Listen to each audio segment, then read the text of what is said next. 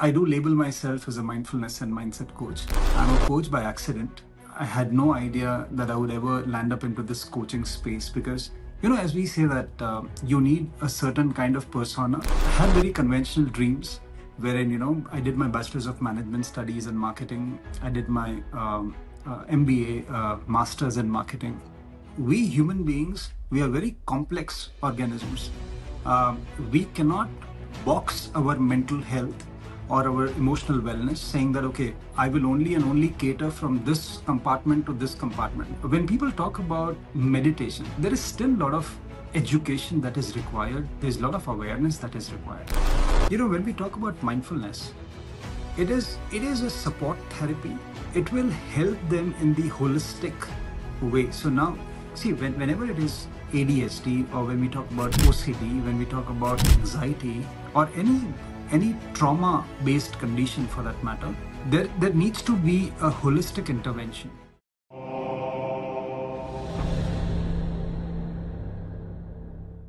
Alok Taunk is a renowned mindfulness coach that transforms lives through the practice of mindfulness. He has worked extensively with organizations and individuals to emphasize the importance of integrating mindfulness in everyday life. In my recent podcast with him, we explored the differences between Eastern and Western mindfulness, discussed strategies to introduce mindfulness to children, including those who are neurodiverse, and examined its profound impact on mental well-being. Alok's insights are not only practical, but also deeply rooted in scientific understanding of how mindfulness can enhance clarity, reduce stress, and foster resilience in a complex world. So let's get right into it, where I interview Alok Taunk, who is a mindfulness expert and coach. Hi Alok, welcome to Inner Habit. How are you? I'm doing fantastic, Shruti. Thank you very much for having me here. Yes. Thank you for joining us. I've actually been watching or following you for quite a long time. We sort of touched base before November, where I said to you, I'll come back to you when I'm ready to start the podcasting. So I'm quite glad you made time for me because I know you're really busy and you're starting the CSF family, is it? Or the CSE family that you were talking about? Yes, that's for mindfulness community. That's right. So Yeah. it's a fantastic community. I have seen it, and I do plan to join a number of your sessions on that. Fantastic. Would really love to have you there. Yes. Thank you. Perfect. So to start us off with, Alok, tell us a little bit about yourself. So, Shruti, the thing is, I do label myself as a mindfulness and mindset coach, but and this is what I tell my members and all my mentees as well, that I'm a coach by accident. I had no idea that I would ever land up into this coaching space because, as we say that you need a certain kind of persona to pursue certain kind of things in your life. So I do label myself as an introvert, or maybe maybe somewhere an ambivert, wherein I choose who to be when, kind of thing. I had very conventional dreams, wherein I did my Bachelor's of Management Studies and Marketing. I did my MBA, Master's in Marketing. And then the conventional route that you get into a job, you get into sales, business development, stuff like that. But actually, the thing is, I really feel blessed because right from my childhood, I got that environment wherein there was a lot of talks about meditation. I saw my parents practicing it, different forms of meditation, getting in touch with some spiritual masters as well. So somewhere the seed was sown. But I never took it seriously. Never took it seriously because you know how youngsters are, right? They have different things to focus on and stuff. And studies also, it's not on your priority list. the typical child. But then as I post-graduated, got into a job when they say like the real world, when you get into real world. So I got into sales, and you know how sales is, right? It's all the number game.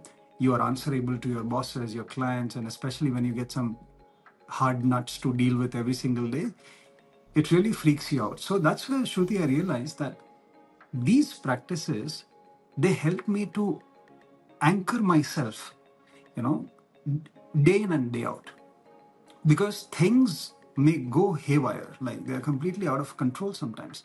But if you're able to handle your mind, if you're able to handle your emotions, if you're able to take that pause before reacting, before saying something, doing something, if you're able to take that pause, that can really change the game for you. So that's why I thought, if this is really helping me, then it can help so many people out there. So that's how the entire thought process started changing. That's where the journey began. And then it's not, there's no looking back from that point onwards. It has been around about 11 plus years now. So that was a long answer to your short question. No, that's Well, perfect. So, just to confirm, you are a mindfulness and meditation coach. You do coach individuals, particularly in mindfulness. Is that correct? yes, so mindfulness is one of the domains. But of course, Shruti, what happens is when you connect with individuals, now we human beings, we are very complex organisms. We cannot box our mental health or our emotional wellness saying that, okay, I will only and only cater from this compartment to this compartment, because there's a lot of gray area in between. So, mindfulness is one of the tools that I use in my coaching practice. But apart from that, then, depending on what the other person is going through and experiencing, I try a flexible approach. So, whatever, because ultimately the aim is that the other person should get some solution and some relief out of that conversation. That's right. That's right. Now, can you explain to me the difference between mindfulness and meditation? Yeah, that's an interesting question. Um, and I have a slightly different view of looking at this. Generally, these two concepts, they are, it's used interchangeably. Many a times we use mindfulness for meditation, we use meditation for mindfulness. Shruti, I think that mindfulness and meditation are two opposite concepts. They are opposites. And when I say this, generally it's very difficult to digest, but I'll walk you through. So, when we talk about meditation, let's focus on meditation. When we talk about meditation, meditation is the process of oneness. It's a process of focus. It's a process of deep concentration. For example, let's say when you are meditating, especially let's say if you have a point where in this process of tratak, we say, right, where you have this point and you're focusing on that point, and somewhere you are so much into that, and you have that focus on that particular thing. It can be a candle gazing meditation that you do, or it can be breath meditation that you do. So the idea is that you become one with the object, right? Now, in a different context, if we have to use this word meditation, let's talk about a singer or an artist who is playing a particular instrument. That person is so much in love with that instrument, and that person gets into a state of flow. We say that it's a state of flow. So somewhere that instrument and that process of playing that particular instrument is a kind of meditation for that artist. You know, the same is the case with a singer or a sports person for that matter. They're so much into it. It is like a meditative experience, especially even with dance. It is said when a person is performing dance, it is a meditative experience. Why? Because that person becomes one with that art form. So if you have to, try to summarize it, meditation is nothing but it's a process of oneness. But when we talk about mindfulness, mindfulness is the process of stepping away from a particular thing. So you are not becoming one with that, but you are trying to move away from it so that you are able to get an objective perspective. When we talk about meditation, it becomes more of a subjective concept, but mindfulness is more about objective, because when we talk about mindfulness, mindfulness is all about not not being engaged in that particular thing, but you just step away from it and look at it from a distance so that you get a better perspective. You know? So, yeah. That is, You know what? You said something very interesting. So I'm actually studying neuro-linguistic programming. So I don't know how much you know about it. But in that process of neuro-linguistic programming, one of the module that is part of it is called association and dissociation. Now, when you dissociate, what you do is you look at things from a third party or third angle. So you don't actually, you look at yourself engaging in that conversation with another person, and you think to yourself, well, how could I have changed this situation? Yeah. So in a sense, you're dissociating from that whole process. And what it teaches you to do is to dissociate enough before you give a response, Yes. so that you can trigger a certain response in a certain way and look at things very objectively. So it's quite interesting you mentioned that mindfulness is somewhat related to that. Yes, and many times this has happened in my coaching as well, Shruti, that when a person is deep down in an emotional swamp and he's like, oh God, I'm not able to understand, what do I do? I'm not able to think of any solution. Now I never thought myself being in this dead end. So one question that often helps is, think of your friend being here, what advice you would give to him or her? And all of a sudden you have the answer. All of a sudden you have the solution. What changed? Your position changed. Now you are not in the problem, but someone else is in the problem and you are on the side. So whenever you are seeing the same situation from a different angle, you have a different perspective. So that's what disassociation is. That's right, completely. And I totally agree with you that when you dissociate from that whole process, what tends to happen is that you look at things so differently. Now, that also reduces your stress level and gives you clarity and enough time to think of a solution and an answer. Yes, I completely agree. And the science behind this is that why do we get a different perspective? The science behind this is that when we are in the problem, when we are a part of the problem, our emotions, they have overpowered our intelligence. That's right. But when you step away from the problem, now your intelligence gains the control back. So, so I do generally say this, that when emotions are high, intelligence is low. And whenever you are caught up in a problematic situation, because the stakes are high, because you are on the edge of the cliff, you have to make a decision, the clock is ticking, the fight and flight is on. So the automatic response, the survival mechanism kicks in. And that's where the only thing that you are thinking of is that how do I get out of this? And that's where the intelligence takes a back seat. So that's the reason you're not able to think. Yeah, that's the thing. So, how does somebody deal with that pressure? Here is a very good question. You sometimes need to just take a step back from it. And sometimes people don't have the ability. They've got to make a decision on the spot, basically. Like when you go to hospital, for example, you got a situation where, and this happened to my son. We were in Mombasa, Kenya in April.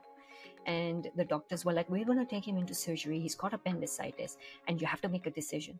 So we were under so much pressure. The surgeon or the doctors or whoever they were, they took a break, and so did we. That time frame enabled us to think very clearly, but people don't normally get that opportunity sometimes in that pressure situation. So how do they handle it if they don't have the time to dissociate from a situation like that? Yeah. In this situation, the first thing that we need to remind ourselves is that the mind and the body are the two sides of the same coin. And when you are physically agitated, when the fight and flight is on, when adrenaline, noradrenaline, cortisol, and all these cocktail dances happening inside your body, you will not be able to think clearly. No. A calm body will help in cultivating a calm mind. So that's the reason the first thing is focus on calming yourself. And that's the reason, even whenever we find someone, our loved one or whosoever it is going through some stressful situation or times, we say that just relax. This is what we say by default. This comes out of the mouth. And that is like, just relax, just relax. But the thing is, the other person doesn't know how to relax. We are giving an advice, just relax, just relax, just relax. But the other person doesn't know how to implement that advice. So, one of the best ways to relax is to focus on your exhalation. And when you, so it's like longer exhalations, or which is also called as a physiological sigh, wherein you inhale and then double the times of your inhalations, you exhale. And when you do it from your mouth, automatically we are activating the parasympathetic nervous system.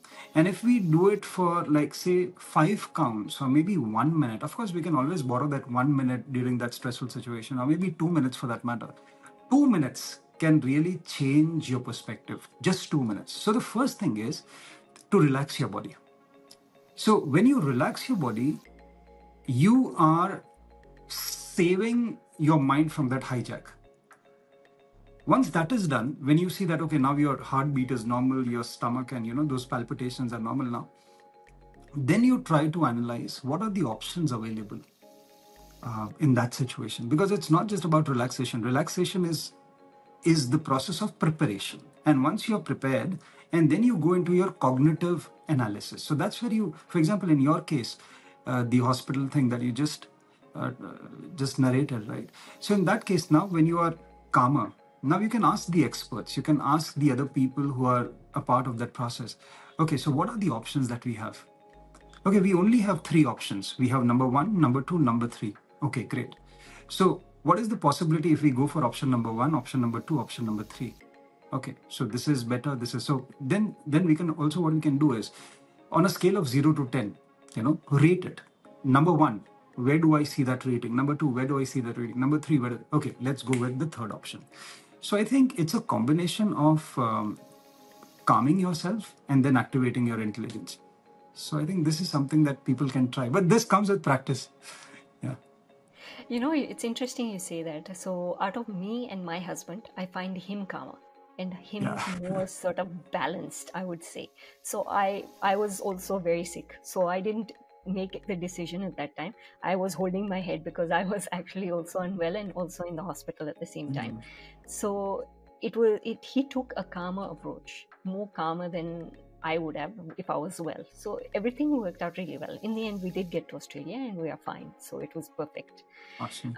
Yeah. So tell me something about mindfulness. Now, what sort of misconceptions have you heard, or advice that you have got from other people about mindfulness? So one of the biggest misconception here is when people talk about meditation. So first of all, when it comes to mindfulness and meditation, there is still a lot of education that is required. There's a lot of awareness that is required, because people confuse all these jargons. For people, it's jargon. They have heard about mindfulness. They have heard a lot of good things about it, but they don't know what exactly that means. And in my busy life, where I'm running 24/7, how do I implement that? And what is the best way to do that? And that's the reason, we keep on coming up with shorter practices, simpler practices that a person can do even if he or she is running around the entire day. So one of the biggest myths and misconception is that whenever people try to do meditation or mindfulness, and their mind wanders, so they get frustrated, they get irritated, they feel that, no, this is not for me. Mindfulness is not for me. Alok, this is not for me. Meditation is not for me. You tell me other things, I'll do that. I'll do journaling. Yeah. Do you have something else? I'll do that. But no, I just cannot close my eyes and say, that's not me. Okay. So then, I told them that the thing is, every time your mind wanders, that's an opportunity for you to strengthen your mental muscle. So the more it wanders, it's good for you. And that's when I got their attention. And they were like, oh, really? How does that work? So like, yes. So every time your mind wanders and you bring it back, it wanders, it bring it back. It wanders, it bring it back. It is equivalent to, it's just like working on your bicep. You expand your muscle and you contract. You expand, you contract, you expand. So just think about it. You go to the gym, and for the next 1 week, you go there, you take dumbbells in your hand and you just stand straight. for 10 minutes and then you come home, do you think you will see your muscles developing? It's like, no. You will have to contract and expand, contract and expand, contract. That is what is called as working on your muscle. Similarly, this is called as your cognitive contraction and expansion. Every time your mind wanders, you bring it back, wanders, you bring it back, and that's where you are strengthening your awareness muscle, your focus muscle. So I think when people get the right approach in the explanation and the insight and the science behind it, that sparks, curiosity and that willingness to do it. That's fair enough. Now, you mentioned that you've obviously got to meditate every day. You want to, obviously, if you're strengthening the muscle and so on. But other than meditation, how can an individual incorporate mindfulness in their daily lives? Yeah. When I do my master classes, we talk about breath being one of the anchors, because ultimately whenever we are practicing meditation or mindfulness for that matter, you need something to hold your mind in the present. And out of all these anchors, a lot of anchors, and you can be creative to find your own anchor, right? So breath is one of the classic anchors that we have because of two reasons. Number one, because we are always breathing in the present and we have a breath always with us. You don't have to find it. It's always with us. So there are two ways that I generally tell all my mentees to practice. Number one is something that is called as a structured mindfulness practice. And the second one is organic mindfulness practice. And structured is wherein you have a schedule, you have a routine, and you say that, okay, for the next 2 minutes, I'm going to sit. Every day at 7 in the morning, I'm going to do this. Every night before going to sleep, I'm going to do this. So this is like consciously, you're parking some time aside. This is called as structured practice because it is there in your planner. Then there is something called as organic practice. So organic is wherein you use anything and every, so day-to-day activities, what you do it more consciously with that tint of awareness, and that becomes your mindfulness practice. So I remember a couple of days back, I was having a program, and I told the audience that just imagine, let's say this is a glass of water, and you go to a restaurant and you order this special drink that they have. And this drink costs somewhere around 4 to 5,000 rupees. Okay, this one glass costs 4 to 5,000 rupees.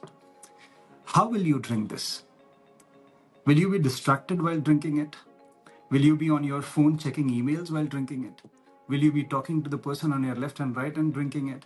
Will you leave it half and you just leave the table? Or will you be, savoring each and every sip that you take? You will be smelling it. You'll make sure that you finish the glass in the next 1 hour. And slowly you will just savor it. And so that's what is called as enjoying every moment. So can you do this with a glass of water? Now, of course, this doesn't cost that much, but can you do the same? Can you take the same approach? Can you do the same thing with your food? With every morsel that you place in your mouth, can you chew it and enjoy it? When you're on your treadmill, when you're walking, when you're running, instead of having your AirPods, and listening to music and distracting yourself, can you be mindful and aware about every body movement, every move, and how that exercise is helping your body? While you are having a conversation with your partner or maybe with your children, can you be totally and fully present in that conversation? When you're playing with your pet, can you just leave your phone aside and just be with your pet for that matter? Or while you're, in the garden or the park, can you not be distracted and just be there in the moment? So I think we have n number of opportunities to practice mindfulness. We just need to find that anchor and just be with that anchor. That's really good. Now, there's something I've noticed. You have specifically mentioned that you are a Eastern mindfulness coach. So now the question for me, I guess, is what is the difference then between the Eastern mindfulness and Western mindfulness? Now, I know we've spoken about this before, but if you can give our audience a bit of knowledge about the difference between Eastern and Western mindfulness, that would be great. So Eastern mindfulness is one of our brands, and the reason The reason we chose that to be our brand is because somewhere when we talk about mindfulness, the word mindfulness is confusing because there are a lot of discussions which are going on in terms of where did mindfulness actually origin from, and there are a lot of disputes also around this. But ideally, when you look at the Sanatan culture, the Asian culture, the Sanatan, the Hindu culture, so this goes back during the times of the kings, the Maharajas, the kings. And back then, there used to be a Gurukul culture, wherein you used to have a guru, and the guru used to teach the sishyas, and it was a very like a like a small kind of a group where the teachings used to happen. So at that moment of time, those sages, they used to teach certain vidyas and certain transformative practices. The aim was liberation. The aim was to achieve moksha. So when we talk about Eastern philosophy of mindfulness, the focus was not on stress, anxiety. The focus was not on depression. The focus was not on ailments. The focus was on liberation. Because if you see, when we talk about Buddhism, in Buddhism, it is said that life is suffering. This is what the Buddha said. Buddha said life is suffering. And how do you navigate and maneuver through this suffering? That is what ultimately will define your character as a person. So this is how it started, and that's when Gautam Buddha, who was the king earlier, right? The prince Siddhartha. So he learned certain things from his guru, his mentor, and that's how the entire thing, the lineage, kept on forwarding ahead. But then, when we talk about the Buddhist culture, now that's where mindfulness got its root, and that's where Gautama, Siddhartha, he gave his spin to it, which was then called as Satipatthana. And I'm sure you must have heard about Satipatthana. So when we talk about Satipatthana, if you go deeper into it, you'll be amazed that Satipatthana doesn't mean mindfulness. Yes, Satipatthana means introspection. Satipatthana doesn't mean mindfulness. And the word mindfulness is a little confusing. This is the reason. Because Satipatthana means Sati. Sati means to focus. Sati Upathana. That's how it is. You break it into three parts. Sati Upathana. So Sati means focus. Upa means inside. Thana means place. So you are focusing inside on that place. So that place can be a feeling, that place can be a thought, that place can be your emotion, that place can be your intention. So you're bringing and channelizing your focus to that particular place which is within. Because Buddha said that the main cause of the suffering is all the chaos and drama which is going on in our life. And we are consuming this drama through our five senses. So the main reason of our suffering are these five senses. So if you try leaving these five senses and then you focus within, that's where you'll be able to do a lot of introspection. That why am I thinking this? Why am I feeling this? Why am I breeding these kind of intentions? Why am I here at the first place? The existential questions and stuff. So that will ignite a lot of wisdom. So that's where introspection, Satipatthana, came into picture. And that, from there onwards, there were a lot of other, monks, whether it is the Buddhist monks or the Tibetan monks and all of those, they started preaching this.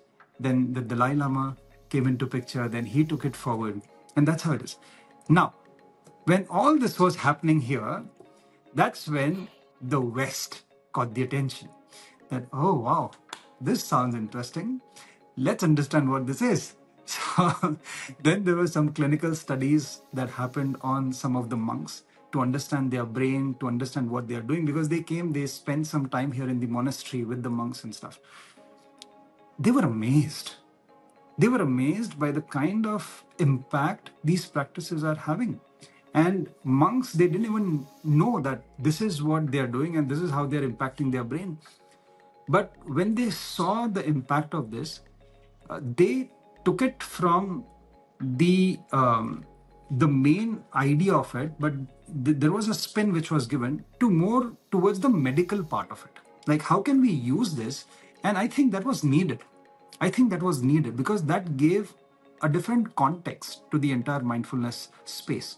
That how can we use this in order to deal with our stress, in order to deal with our day to day anxiety and depressions, whether it is OCDs and PTSD, and what people are suffering. And can it lower our dependency on medication? And that was a big thing. So I think that was a master stroke by the West, and we are really thankful for that, because otherwise mindfulness wouldn't have had the attention of the youngsters today. This is one of the reasons, Shruti, today when I teach mindfulness in the corporates, I take the Western approach, wherein I take the scientific approach, because that's where people understand. They get the logic. Because we all are logical beings, we all are intellectual beings, so we need the logic. And whenever you say something to someone, the first question is, how does that work? Or what does that mean? And how come? So then when you give the logic, when there is science, when there is biology into it, that's where you are able to connect the dots. So yes, this is the Okay. difference. So now when it was, I think it was 1970s that it was actually brought over into the West. So I think it was John Kabat-Zinn who actually brought Yes. it and then made it MBSR. And MBSR, yes. we also have MBCT, Yeah. right? Which I found that was very interesting when I was looking at the differences. MBCT actually looks and incorporates mindfulness a lot more. So where MBSR is it's talking about resilience and building that resilience. MBCT looks at how to deal with the anxiety and the depression and the stress related. Yes. And it Yes. actually incorporates mindfulness. So would you say that that is the Western aspect of mindfulness, MBCT? I would say, Shruti, that where are you focusing on? That is what defines and that is what differentiates between the Western and the Eastern philosophies. Because if you look at, where are you focusing? What is the destination? So in the Eastern philosophy, the destination is liberation, or just moksha for that matter. Wherein in the West, it is more about focusing on the diseases, the science, the disease part of it. Now, when you have different destinations, your approaches also change, right?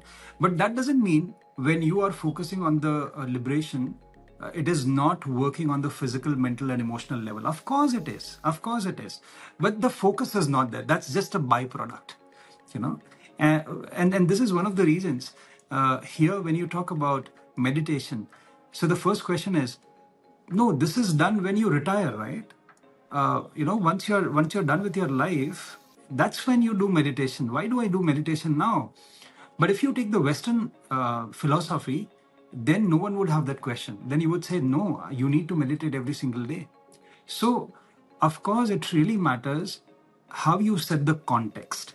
And I think somewhere the Western context is rightly set, given the present challenges, the day to day challenges. And I think going forward, as we have already stepped into the AI world, the other day I was listening to Daniel Coleman, who has written Emotional Intelligence, and he's the master in it.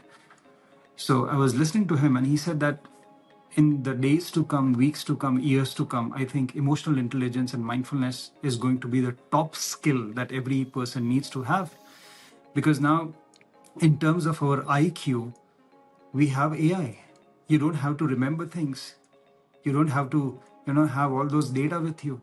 You just, on a voice command, all your smart devices will give you those answers. But who is going to help you deal with your emotions? No AI can do that, right? You will have to somewhere understand, analyze, regulate, and then respond in situations. So I think, yeah, that's important. So Alok, how long should beginners aim to practice meditation and mindfulness? That's a good question, because this is something that I come across day in and day out. Because today, if you see, a lot of people with this awareness, and especially after COVID, this awareness has risen multifold. Now, COVID gave us some time to pause and reflect, and we were able to do that introspection practically, and that's where we realized that internal calm, taking charge of your mental and emotional health, is very, very important. But what happens is people don't know where to start with, because there's so much of information on the internet, and all this looks so overwhelming.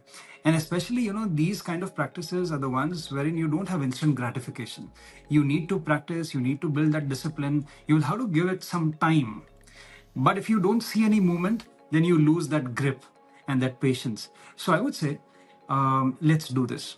If you are someone who is looking out to integrate mindfulness in your day-to-day routine, and if you have no idea where to start with, I would say, don't overwhelm yourself by sitting for longer hours and minutes. I would say, start with breath awareness. Breath awareness is wherein you park just 2 minutes. And what do you do in this 2 minutes? With your eyes closed, just focus on your breath. Every breath that is coming in, every breath that is going out. Try to hear the sound of your breath. That will help you to anchor yourself. Okay. So every breath that is coming in, every breath that is going out, do it for 2 minutes. That's it. The same practice you do after 3 hours or 4 hours. Then again, you do it after 3 hours or 4 hours. Even if you do this for 4 times a day, for the next 7 days, it's a good start. It's a good start. And after 1 week, you can graduate to 3 minutes. 3 minutes, 4 times a day. Then after that week, the third week, you can graduate to 4 minutes, 3 or 4 times a day. So I think we can take this gradual approach, and this will help you with building that patience and also becoming good at observation. Okay, so Alok, what are the scientific proven benefits of practicing mindfulness on an everyday basis? Oh, many, many, many benefits. Many benefits. I would say, number one, the first thing is, there's something called as prefrontal cortex. Prefrontal cortex is a part of our frontal lobe. So our brain is actually divided into multiple lobes. We have this frontal lobe, we have this temporal, parietal, occipital, multiple lobes. And prefrontal cortex is just like a CEO of our brain. Every organization has a CEO. So prefrontal cortex is highly, highly indulged into decision making, analysis, evaluation, creative thinking, and all that stuff. And especially during the times of stress and anxiety, prefrontal cortex, it shuts down. It is not working at its optimum, because the amygdala, which is our fear center, it hijacks it. So the first benefit, I would say, when you do this, you are able to reactivate your prefrontal cortex. That's one of the biggest advantages. Number two, our fear center, which is called as amygdala. When you practice this, you are able to down regulate your amygdala, because generally what happens is, it's called as amygdala hijack. Whenever the fight and flight, the stress response is activated, the amygdala, it fires up, and that's where the fight flight is on. We are not able to take decisions. You are able to feel those symptoms and signs in your body. So we are able to down regulate our amygdala just by practicing meditation or mindfulness for 2 to 3 minutes. That's enough. Number three, I would say, it activates your parasympathetic nervous system. You have this sympathetic, you have this parasympathetic nervous system. So sympathetic is wherein the fight flight thing gets activated, but parasympathetic nervous system is wherein you are able to activate your relaxation response. So the third benefit is, by practicing mindfulness, you are able to activate your parasympathetic nervous system. The fourth benefit, I would say, is we are able to quickly shift from beta brainwave state to alpha brainwave state. We have this multiple brainwave states. So I generally tell this to people that if you have an important phone call to attend, if you have an important conversation to get into, if you have an interview to be a part of, to attend, or maybe an important meeting or a presentation, whatever it is, just park 2 to 3 minutes for yourself. Do this breath awareness, body awareness. Or what you can also do is do 5:8 breathing. That is one of the forms of mindfulness. And this is one of the practices which has benefited hundreds of our community members. When you inhale for the count of 5, you exhale for the count of 8 from your mouth.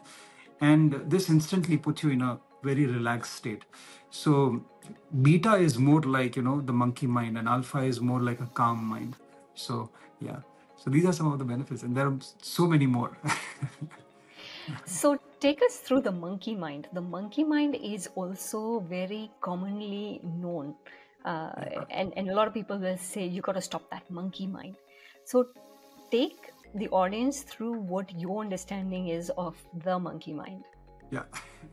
See, the thing is, the very nature of our mind is to wander, and this is wherein we have this problem with overthinking, a lot of intrusive thinking, and especially the kind of times that we are living in, a lot of responsibilities, a lot of unfinished business, a lot of open loops, and day in and day out, things are getting difficult for us. So the time we get up in the morning, and this happens with a lot of people, the time they get up in the morning, it is as if everything comes and just sticks to your brain. This is to be done. This is to be this entire laundry list. And while you're brushing your teeth, you're actually planning your day. While you're driving, you're thinking about something else. While you're in the meeting and the speaker is speaking, but your mind is somewhere else. And many times it also happens that when you're in a conversation, the person is talking to you, but you are somewhere else. Physically you are there, but mentally you're not there. And that's the reason, we have this question. So can you come back on that? What did you say, etc., etc. So this is wherein we are not present, right? So that is some of the signs of a monkey mind, wherein you are just hopping from one branch to the other branch. And this is wherein we are emitting beta brainwave state. Being in monkey mind, it only and only makes us restless. And we are not able to have that sense of satisfaction and contentment. Many times it happens when you're writing an email, but you are thinking about the consequence. You are about to make a phone call, but then you are thinking about what if he says this, what if she said this. You're about to make a decision, but now your mind is in the future, which causes a lot of anxiety and panic. So monkey mind will always make you restless. So the characteristics of a monkey, that's what you imbibe. But when you practice mindfulness, it will get you into a monk mind. So the transformation from a monkey to a monk, that can happen via mindfulness. Yeah. I really like that actually, and I think the audience will love that too. So thanks for explaining that. Thank you. Now, how does mindfulness relate to the concept of compassion and gratitude? That's a wonderful question. The thing is, when we talk about mindfulness, this is my definition of mindfulness. I say that mindfulness is a process of building present moment awareness. Mindfulness is a process of building awareness in order to have better clarity. Now, generally, what happens is most of the times, if you see, Shruti, we are a product of our past experiences. We are a product of our belief systems, our preconceived notions, our past failures, our judgments that we have built for people, for situations, for things, for places, for that matter. Now, when you talk about compassion, right? Let's say if you end up having an argument with a person and you have had a history with this person when there is a lot of unpleasantness with this particular person, and again you ended up having an unpleasant conversation. So the automatic response is to become judgmental. Yes or no? You become judgmental. Oh, I knew he's going to say this. I knew he's going to do this. And where are you deriving these judgments from? You're deriving these judgments from your past experiences, those patterns, right? Now, this is what is called as getting caught up in a pattern. So we are either in the present or we are in the pattern or a program. Okay, we are either in the present or we are in a program. Now, how can mindfulness help us? Now, if we just bring that pause, if we just bring that moment of awareness, and if we just take a step back before reacting or before becoming judgmental and ask ourselves that what could be the reason behind his behavior? Or what could be the reason behind the topic that he just brought in? Or why did she talk like this? Or why did she behave like this? I hope everything is fine with her. So now you are just taking a pause to reflect on the same thing from a different perspective. That is what will bring in compassion. So allowing yourself to breathe, allowing yourself to, pay attention in that very moment, what can be the reason behind this behavior of this person can actually transform your complaint into compassion. See, complaint comes from our past patterns, the program. Compassion comes from giving that space in order to breed a new reality that, okay, this might be a thing. Um, I remember I was having a conversation with one of my mentees, and he heads an organization. He's a third generation entrepreneur, and it's a huge organization that he handles.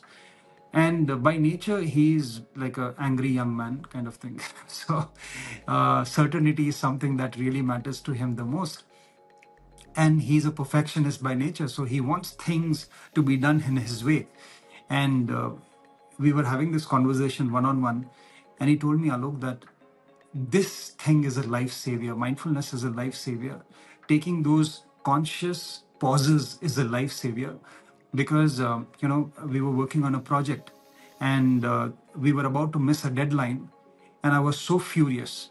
I was about to call that person, and I was about to give him left, right, and center, but because of those mindful reminders that I have on my pin board, I just took a moment, and instead of reacting, I just thought, let me have a word with this person and let me understand why is he late in terms of his timeline. And when he called him, when he had this conversation, he realized that, his mother was in the hospital, was going through some problem, and because of that, he missed a lot of timelines. And he was really sorry for that, but he was not able to express this. He didn't wanted to show his vulnerable side to his team, and that's the reason he was keeping it to himself. When he knew this, he was so thankful to this practice that, thank God I didn't burst out on him. So just think about it. The complaint just turned into compassion. So mindfulness can really, help in bringing this change. Yeah. And what about gratitude then? So see, the thing is, when we talk about awareness, like for example, every single day, every passing moment, I was, in our community, we have this practice called as journaling GPT.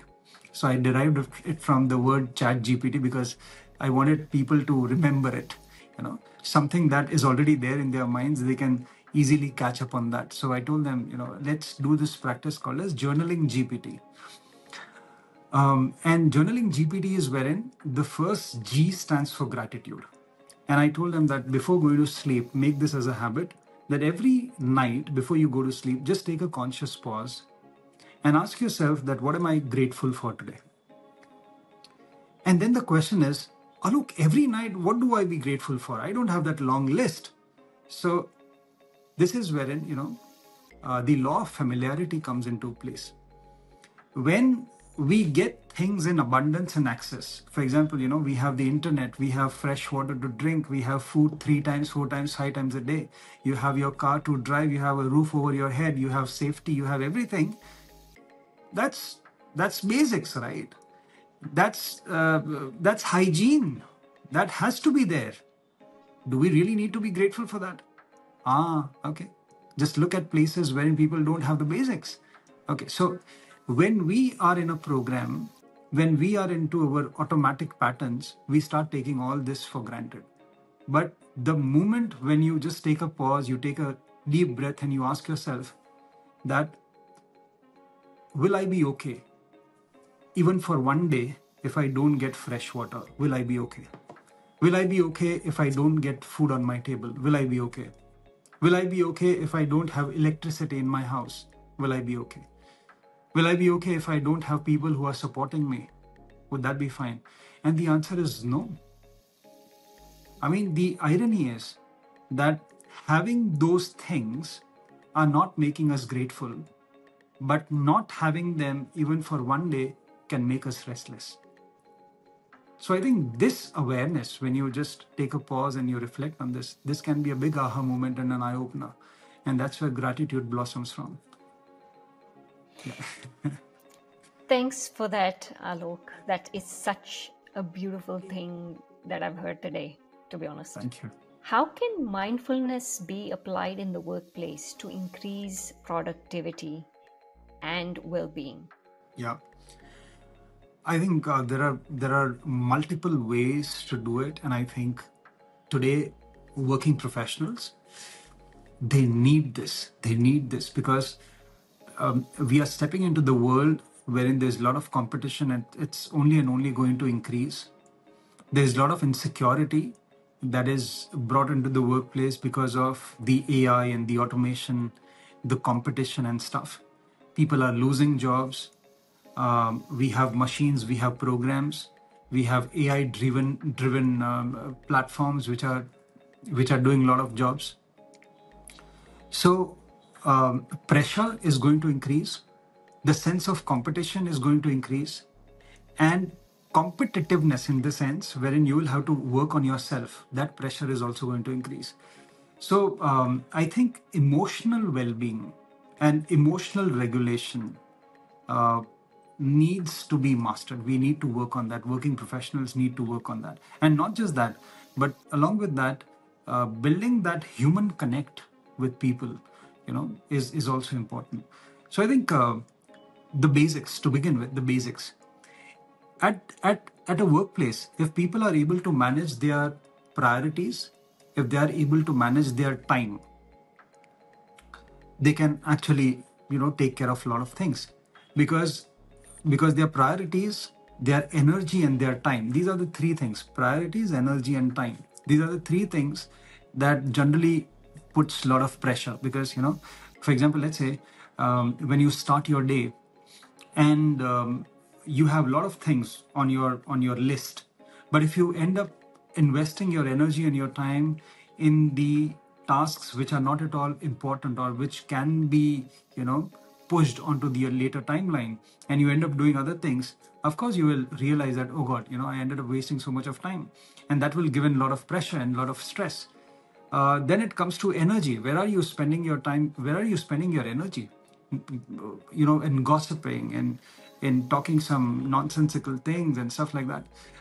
Meetings, for that matter. Today, if you see, a lot of time and energy goes in meetings which are not even required.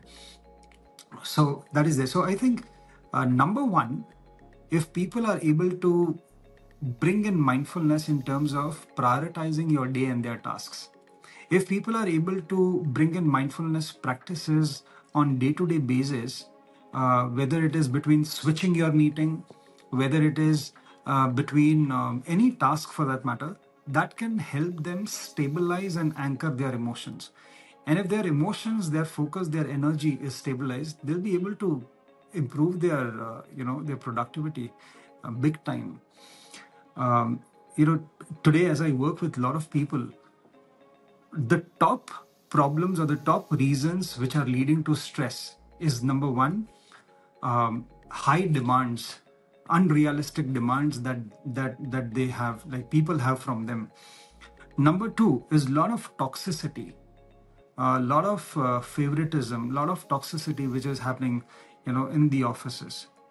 Number three, there is a constant fear of losing their job, and that's where the ambiguity and uncertainty comes into picture. So I think ultimately, if you see all these three things, whether it is pressure, whether it is toxicity, all this ambiguity which is there, the first thing that gets compromised is your peace of mind, your emotions. So if you are able to take those breaks, and if you are able to stabilize your mind and your emotions, that can really help. So I think yes, this is the need of the hour for for working professionals. That's really good. Now, going from work related mindfulness to coming home and managing children, how can parents introduce mindfulness to children? That's a very good question, and I would say the ground rule should be walk your talk.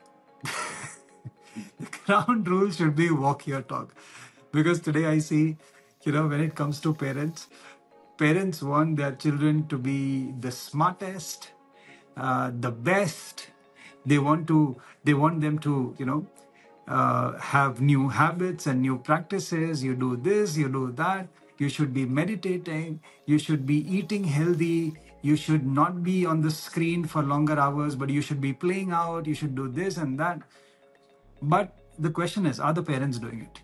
Because ultimately, when you when you look at children, their first role model is their father and their mother, right? Because that's where the mirror neuron activation happens right from the childhood, because that's the first point of influence. Today, when we talk about social influences, I would say parents are the number one influencers for their children.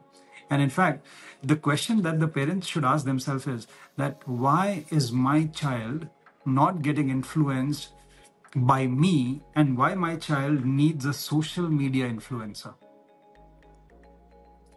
Because maybe they are good at what they are doing, and maybe the children are able to see that there is a lot of dissonance between what my parents say and what they do.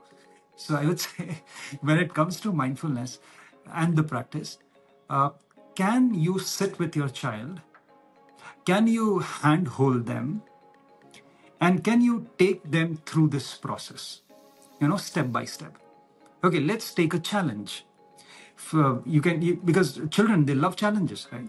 So you can tell your tell your child, okay, let's get into this challenge for the next 11 days, for the next 20 days, for the next 1 month. We are going to do this challenge, and if you are able to do this, I'll give you a gift. So there has to be a reward. Okay. So then you plan a tracker, you plan a fun activity with every practice, and it is like unlocking milestones on every day or maybe on weekly basis, and you just, with that excitement, you go on that journey with your child, and your child will start enjoying the process. That is one thing. The second thing is understanding what your child is trying to achieve at that age and stage of his life. Okay. So if you think your child is struggling when it comes to attention, if you realize that your child is struggling when it comes to studies, what is he or she trying to achieve? And then you do the reverse engineering. And then you first understand that how can mindfulness help him or her achieve that particular goal. Then you sell that thing to him or her, your child. Okay. So it's like you will get their attention if you talk their language. So I think, yes, number one, I would say, walk your talk. Make it fun. When it comes to mindfulness, make it fun. It shouldn't look like a disciplinary practice. It shouldn't look like, oh, now this is another task that my parents are giving me. No, no, no. Then they'll try to run away, because the message that you are giving to their brain is, this is going to be painful. And our brain doesn't like pain, wants pleasure, right? So if you can gamify it. So today I would say there are a lot of apps which are available on the internet, on the app store. So can you gamify mindfulness?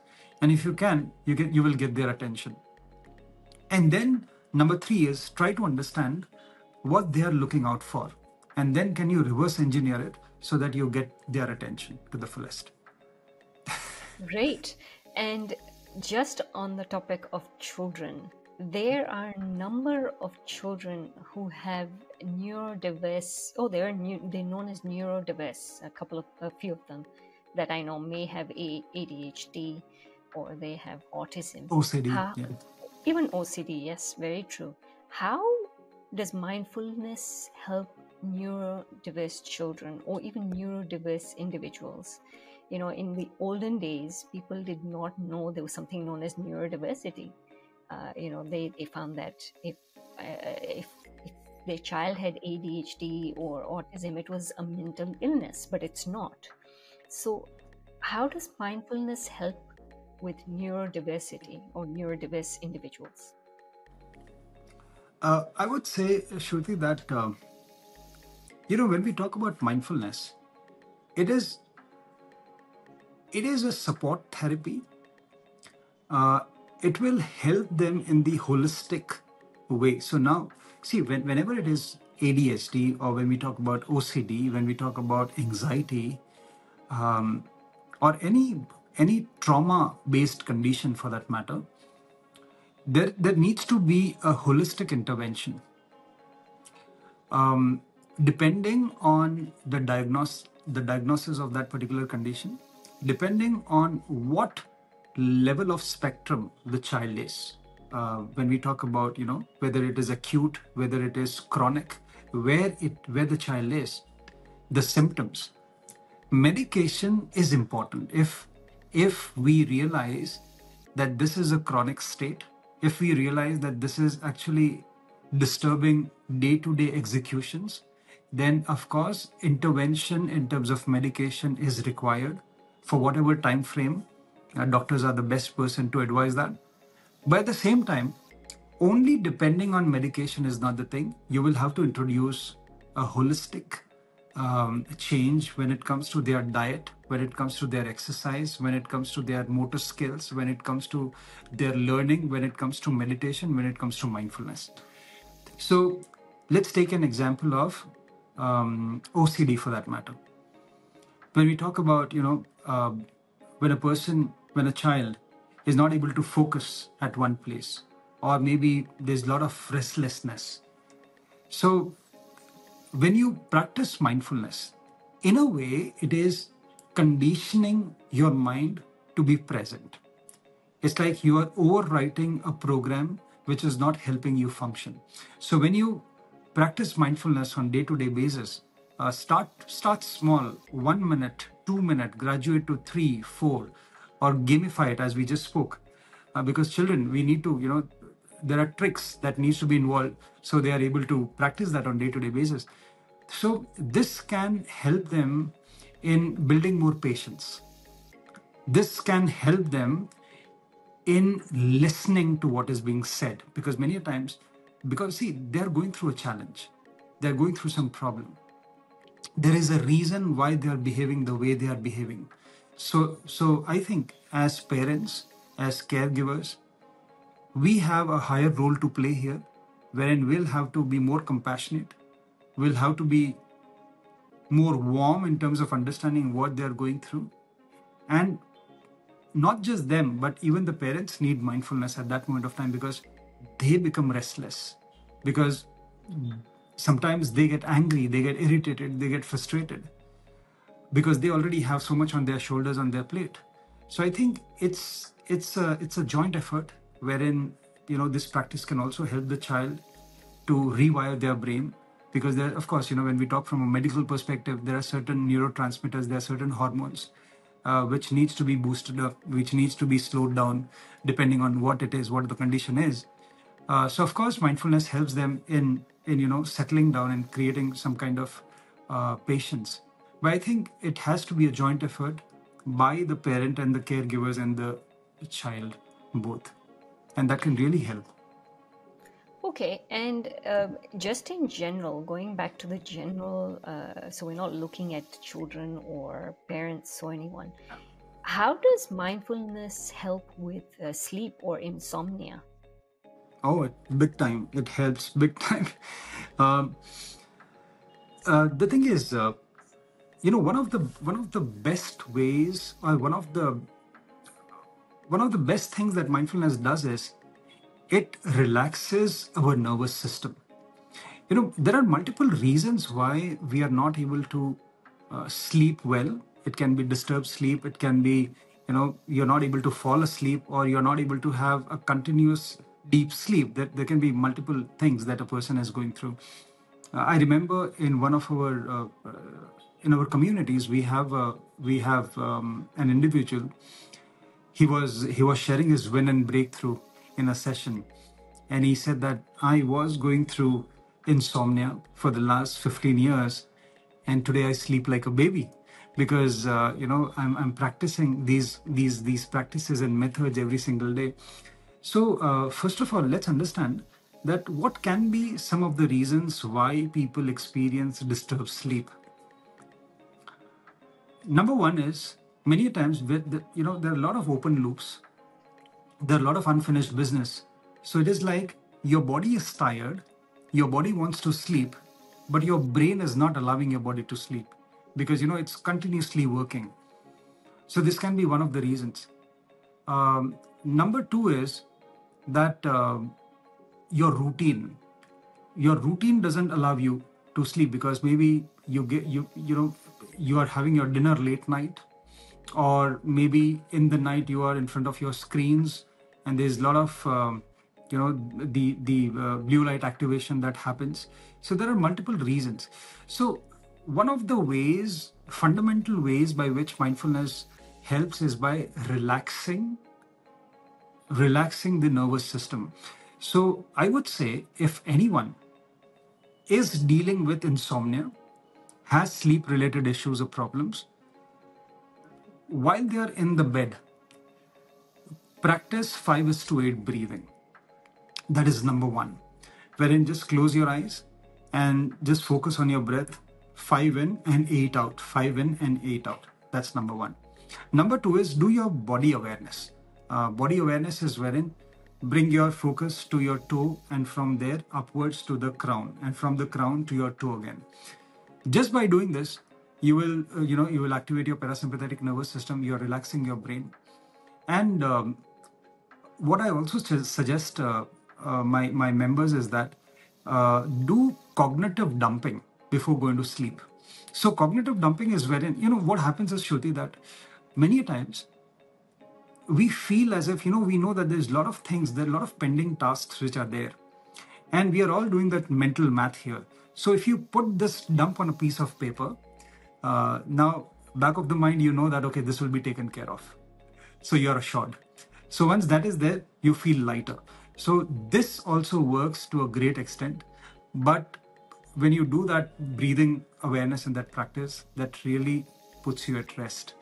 That really helps. What role does mindfulness have in pain management? When you see people, a lot of people go through surgery, and I was reading a book, actually. It's a very interesting book. I'll share it with you. But there was this guy who was living in Israel, and I think it was in the 90s when the Palestine-Israel war was going on. And unfortunately, a bomb actually fell very close to him. So he was severely burnt due to it, and he had to go into hospital and have a lot of surgery. And through that surgery, what happened was, because you have a lot of burns, they were pulling the bandages off him, literally, because he had no skin left. And when you think about the pain that he was going through and the way he was managing it, it was so tough for him. And he's actually written a book about his journey from hospital and how he's become a famous author today. So I always think about this when I'm speaking to people about pain management. It always takes me back to this person and this book and what he's been through. And I always think of, how can people help? How can someone help someone who's in hospital going through pain? And I actually want to know how mindfulness helps people through managing pain. That's a very, very, very good question. Shruti, I remember reading a paper that was published by there's this university in Montreal, Canada. This was a study of mindfulness on pain. So if you get time, you can just go through that. It was a study on pain management and mindfulness by the university. I don't remember what university that was, but it was in Montreal, Canada. So basically, the thing is, how do we sense pain? We sense pain through our brain, right? So whenever there is a pain, so there is a message, there are signals which are passed to our brain, and then the brain decodes the message that this is pain, and that's where we react to the pain. So ultimately, when we talk about amygdala, which is the fear center, and many other parts of the brain, they're highly involved in this decoding process. So one of the takes was that when, for example, let's say you will find different kinds of people who are hypersensitive towards pain and people who have a lot of resilience. So what is the difference between someone who is resilient and someone who is uh, hypersensitive towards pain? That is how they are perceiving and how they are processing, how their brain is perceiving and processing the external stimulus, right? So it can be like, if a person has just lost his hand or maybe fingers or maybe arm or a limb for that matter, or there is a burning sensation which is going on, or whatever that pain is. So, how is your amygdala and the other parts of the brain processing and perceiving it? That has a lot to do with your pain, your pain management. And when we talk about mindfulness, it is a given fact that mindfulness helps in down regulating the hypersensitiveness in your brain. How the amygdala functions. And this is one of the reasons when we talk about people going through PTSD, mindfulness helps them as well, because when the brain is hyper vigilant, it just allows it to calm down. So yes, it by altering the sensitivity of the brain, we can build more resilience um, within pain management. In fact, I was reading this book, Man's Search for Meaning, in case you have read it, by Viktor Frankl. Frankel, Right? yes. Yeah, and in that he beautifully said that between a stimulus and a response, there is a space. In that space lies my choice, and in that choice lies my freedom. Right. So we are constantly surrounded by a lot of stimulus. It can be, and when we talk about pain, pain can be physical pain, it can be mental pain, it can be emotional pain. So when someone comes and talks to us in a derogatory way, or maybe insults us, or maybe tries to put us down, whatever it is, or criticizes us, so there is this pain that we experience. So between that stimulus and my response, there is a space. I don't have to react to it instantly. I don't have to be compulsive at that moment of time. Can I take a breath? Can I take a step back? And can I respond by choosing the right option? So in that choice lies my freedom. So I think whether it is physical pain or mental and emotional pain, mindfulness can really make a difference. That's great. Now, you mentioned one book. Tell us two other books, or suggest or recommend two other books that can Yeah. help people through this, their journey when they're practicing mindfulness. Oh, there are many books. I'd say there's this one book called as Mindfulness on the Run. I think for the beginners, it is one of the best books, Mindfulness on the Run. Then there's something called as 1 Second Ahead. You can also pick up that 1 Second Ahead. I think it's by Rasmus Hogard, if I'm taking his name right. Uh, Apart from that, there are many other books. Mindfulness Made Simple. There's this book called as Mindfulness Made Simple. People can even look at that. Apart from that, um, I would say if you really want to understand deeper into the brain and the body, then there's this Biology of Belief. It's a very good book. Um, that's a good one. Then some of my personal favorites are The Power of Habit by Charles Duhigg. That's a very good one. Um, then there's this book um, by Google. They have their mindfulness and emotional intelligence program. People can also check that out. I'm just trying to recall the name. Search Inside Yourself. Yes, I got the name. It's Search Inside Yourself. So that's a good mindfulness and emotional intelligence book. Oh, there are many others. Alok, I really want to thank you for your time today. I have Thank you. had such an amazing discussion with you. Thank you. It's been so insightful. And if I've enjoyed this conversation, I'm sure the audience definitely will. Thank you, Shruti. Thank you very much. First of all, thank you very much for having me here, and more power to you for this conversation and this platform that you have built. God bless you. And I think this is what the world needs today: curated conversations, um, genuine conversations, and conversations which can help people to bring that shift, which can help people to take that one positive step in the right direction. So, thank you very much. God bless you. Thank you. Thank Thank you. you. Thank you. Thank you. Bye.